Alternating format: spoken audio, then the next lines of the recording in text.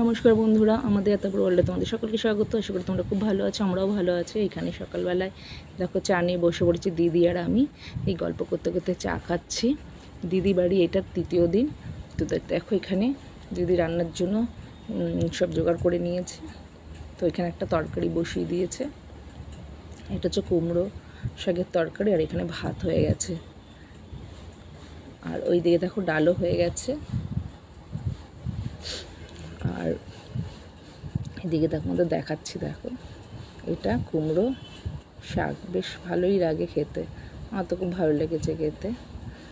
আর এইখানে দেখো পাট শাকগুলো বেছে রাখা হয়েছে। আর এটা হচ্ছে চাল কুমড়াটা দিয়ে এটা বড়া করা হবে। আমি না চাল কুমড়ার বড়া কোনোদিনও খাইনি, তো চাল কুমড়ার বড়া।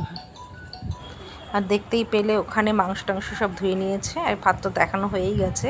আর ওখানে দিদি মাংস তৈরি করার জন্য প্রেশার কুকার বসিয়ে দিয়েছে। আর এখানে দেখো মশলা মিক্সিতে করে নিচ্ছে দিদি। আর এখানে দেখো মাংস বসিয়েও দিয়েছে।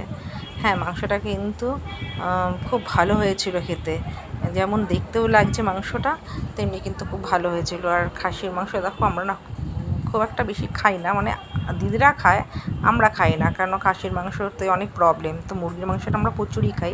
তো যাই হোক, তো দেখো এখানটায় চাল কুমড়ার বড়া গরম গরম দিদি ভেজে নিচ্ছে। আর কী বলো তো, এখানে মাংসটা যতটা কালার সুন্দর হয়েছে ততটাই টেস্ট হয়েছে খেতে। আর গরম গরম ভাতে যদি এরকম গরম গরম বড়া, মানে চাল কুমড়ার বড়া হয় তো আমার তো খুবই ভালো লেগেছে। এখন আমি চাল কুমড়ার বড়া কোনোদিনও সত্যি খাইনি, চাল কুমড়ার ঘন্ট খেয়েছি। যাই হোক, এখানে তো একটু ঘুমিয়ে নিয়েছি, নিয়ে আবার রাত্রে চলে এসেছে। আর এটা দেখো আমার দিদির নাতি, তো ও এখানে হাই আর বলছিল। তো যাই হোক, আর এখানে দেখো আমি আটা মেখে দিদিকে একটু হেল্প করছি, রুটিগুলো বেলে দিচ্ছে আর দিদি ভাজবে। তাই এইটুকু তো হেল্প, ভালো লাগলে লাইক কমেন্ট শেয়ার আর সাবস্ক্রাইব।